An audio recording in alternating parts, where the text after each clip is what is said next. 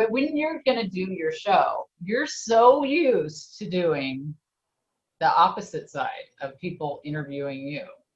What's going to be your biggest challenge of being on my side of asking, you know what I mean? Oh, I'll tell you right off, shutting up. It's hard. It is. You know, I was hosting shows on TBN, Trinity Broadcasting Network, and they have a set formula because I wasn't the only show on their network.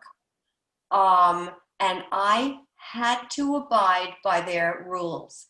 And even the executive producer pulled me aside one day and said, you need to have your own show. Because there were things that were being said, and this is New York market, number one market in the whole world. Right. And I couldn't say anything. And when somebody said X, and I knew about X, I wanted to jump in there and share and make almost make his responses to me come alive. Examples that I had known, but I wasn't allowed to do that on that format. And it was frustrating. And the executive producer said, well, I used to be in your shoes doing this hosting of these shows. And she said, and I felt the same way. And she's not as out there as I am, but she felt the same way. She felt constrained. And I would like to have my show set up in a way that people can share, and I can hear that, but I can facilitate additional information to expand on that sharing that they have to offer. Because in the end, it's all about interrelatedness and interaction between the host and the guest. But you think, you know, a lot of the shows, even the Jimmy Fallons or whatever, they have little skits and stuff that showcase their cute things that they could do. So would you do that on your kind of show? Would you? It's, yeah. If you're a comedian, that's one thing. No, I think, and I've said this to my TV manager, so many of the most brilliant moments occur like when you're off camera. The most brilliant epiphanies have occurred in my life when I'm behind the scenes and working with somebody, and then they go, oh, I get it. And that should have been captured. So I like the reality of the spontaneity. You know, when you're saying that, though, I'm thinking of your show, and you could have like the audience member just, okay, your turn. You get to be me for a little while. Ask me whatever you want. You know what I mean? It might be kind of funny just to see the kinds of things they would ask. Fun, yeah. That would be fun. Remember that and remind me about that. I think that's why, you know, it's fun to have little different kinds of things. I think I'm thinking of a talk show host, not to name a brand, but she brings kids out, and it gives you a chance to shine a little bit more because kids don't speak so much. I could see you being funny with bringing children, you know, into it. I mean, you know, think of kids will say the darndest things, kind of humor, kind of stuff. There's a lot of stuff that you could do in these shows, and I get so many ideas from watching some of the talk shows. It's got to be really hard though to be some of these guys that just look at the camera, and I know that a lot of that is all scripted out in the cards and all that, but you have no idea how much of that. I know it is, but it's still to get that vibe without the people right there, and they're all doing it through Zoom right now. And imagine the different reaction when you're used to an audience laughing here at this point, and they're not. I think. Would you do a live audience? What would you do in your situation? I've always done live audiences, and I've played off the live audiences so well. Sometimes I grab the mic and I run into the audience and ask people questions. It's wonderful. It's wonderful, and I can do this effectively. For me to just sit and interview one after another, I don't think the audience would be getting enough out of that. I want to show the reality. I want to show real. I just want to be real in Yeah. this world. But would you have writers? I mean, would you be doing the Karnak thing, sis boom ba, the sound a sheep makes before it explodes kind of humor? Or would you, he was great. I mean, that was his humor. Would you have somebody write for you? Do you have to have that if you want your own kind of shows? A lot of people are thinking of doing their own TV show on, dot TV and not just, YouTube or whatever. What works? I don't know. Having somebody write for me makes me think back to acting. Yeah. And I'm a horrible actress. I took an acting class many years ago, and the acting teacher said, "Oh, you've got the look. Go down and read for this and this and this." So she sent me down to read for a commercial. I think we were talking about grammar at another point. Uh-huh. They gave me a script, and I looked at the grammar, and I started correcting the grammar of the commercial I was reading for. You're not supposed to do that. I know. You're supposed to read as the writer intended it to be. So I have a hard time reading somebody else's script. Yeah, that would be hard. But I've talked to a lot of people on the show about doing improv as part of when you're speaking on stage, some of the stuff you can do. And I think if you take an improv class, I had a lot of fun. I dragged my husband to one of those recently. What did he say? Oh, he wouldn't do it at the beginning. He sat there and he watched me do it. And then he saw how much fun I was having doing it, that he finally got up and did it with me. Oh, I'm surprised, Bob. I know, he's usually the first one in on stuff, and I'm more sitting there watching. But I was the first one on stage. And it's the yes and that I thought was really fun to do. Like, Gilda, do you think it's fun to murder people? And you'd have to say yes, and then you'd say something else. So they give you these horrible things like that you'd have to say yes to. And then, and then you'd ask them something and they'd have to say yes to it, and you go back and forth.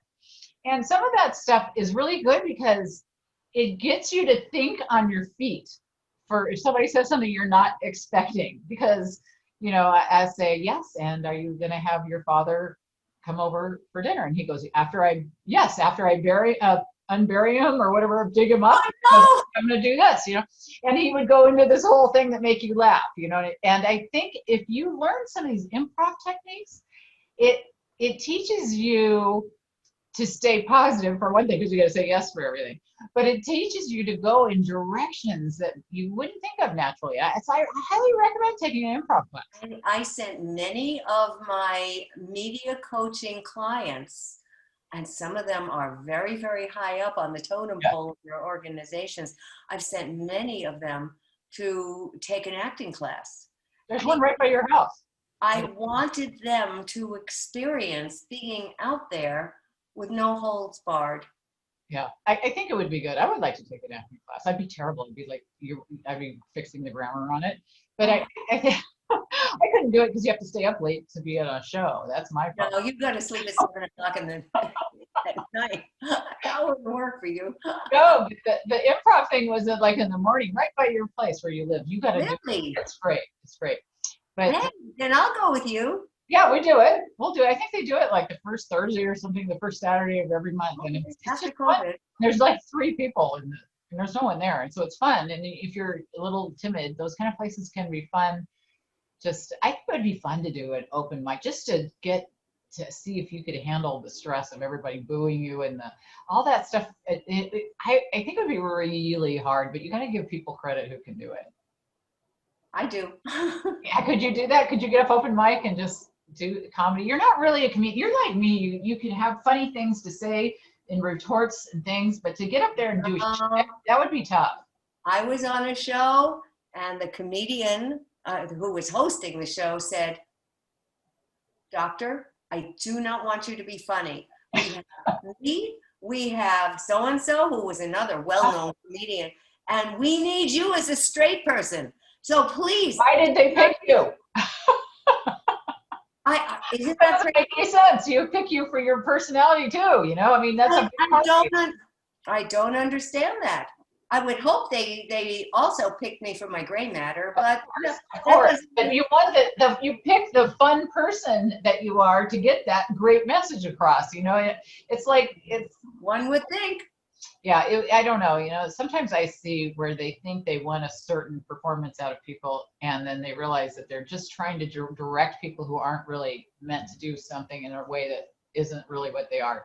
I think the best thing is just to be yourself. If you get out there and you try to fit into this mold because that's what some producer or somebody said that they need for that segment, that's hard. I don't do well in that setting. I had prepared fabulous sound bites, funny, witty, wonderful, for a show I was doing with a well-known TV show host, and it was taped separately from what she was taping. And when the time came for them to see my footage, they went crazy. She said, "No way is she going to be on my show," because apparently my strong personality was too great for her strong personality, and she was intimidated. So I was on the cutting room floor. Wow. Did you actually get to interview in front of her and they cut it out, or didn't even? No, they came to me because this was a second edition. I had done a first edition with a well-known host earlier, and that show rated so well that they decided to do it again. So they hired the same company to film it that they had the first time around, and this time they changed show hosts, and she was the show host, and I was again the relationship strategist to discuss the footage that we were seeing, and she and her team went crazy. And so I was paid. The people traveled from, I was living in New York at the time. People traveled from California so that I would not be inconvenienced.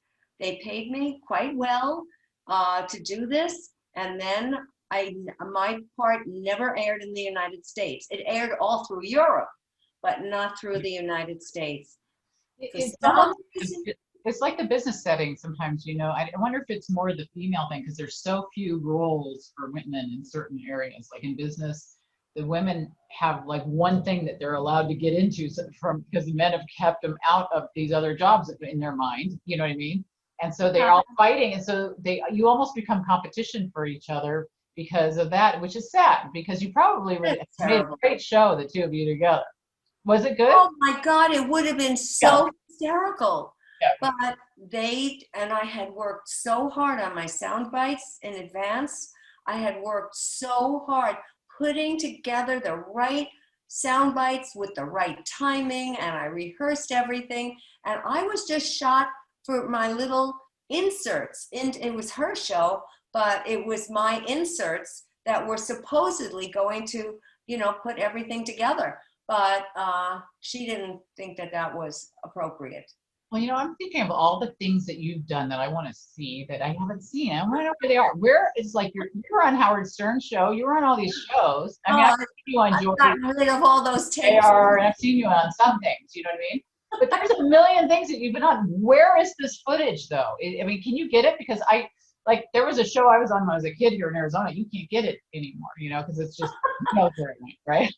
I was a dancer on an NBC TV show years ago as a kid. Oh, you have?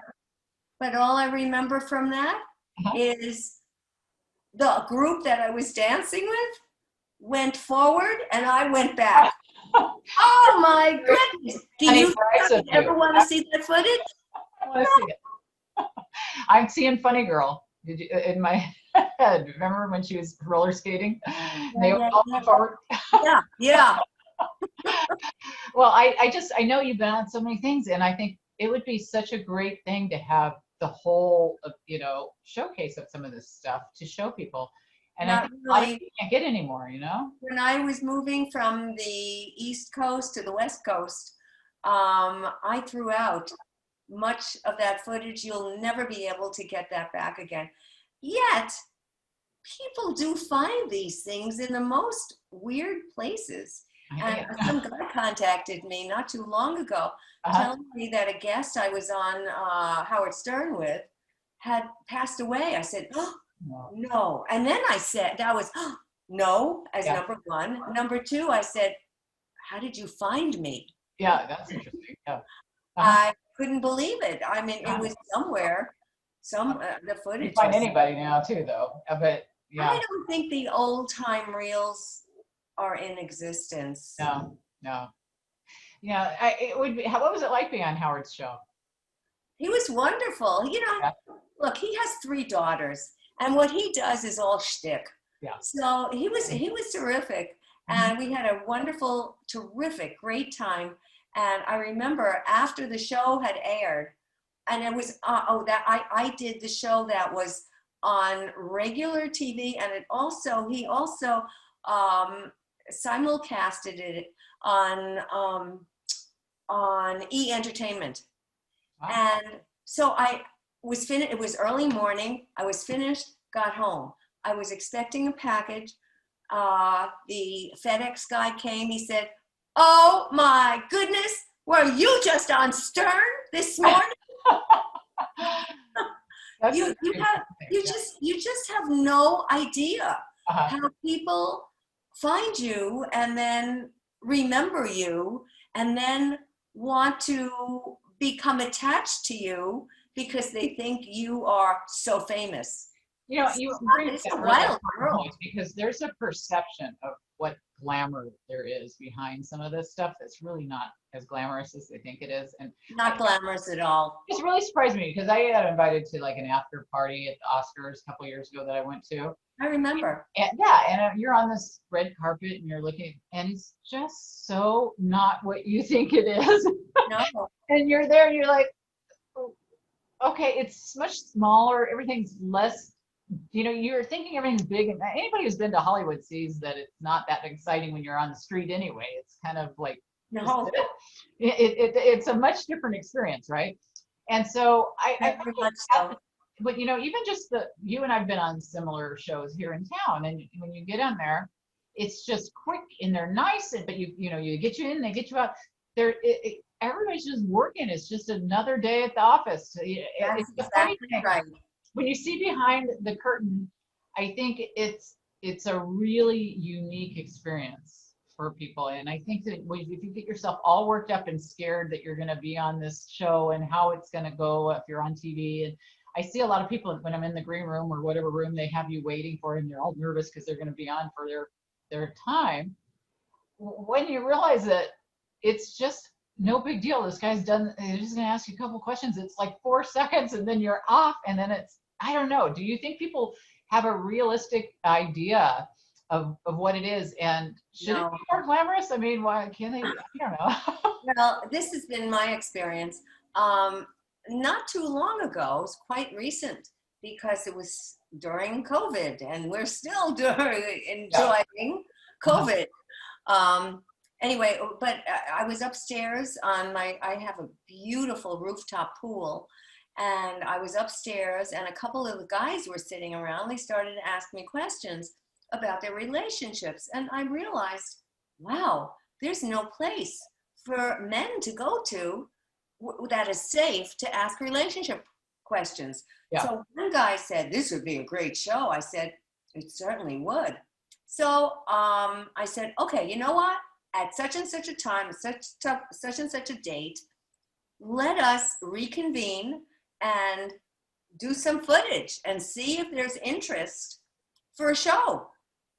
Well, they didn't show, some weren't all that interested, and others showed up or didn't show up, and one came high on marijuana, and I mean, they weren't serious. Yeah. And I said to them, guys, this is a business. Yeah.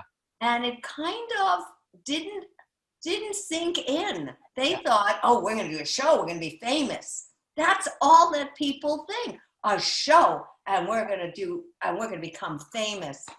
That is not what we're talking about.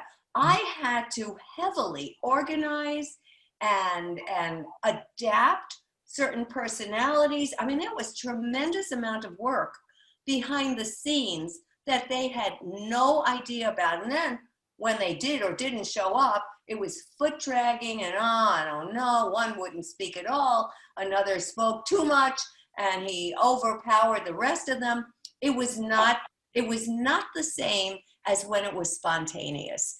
And these guys just thought, oh, you know, I'm going to do a show. It's not that way. It is a business.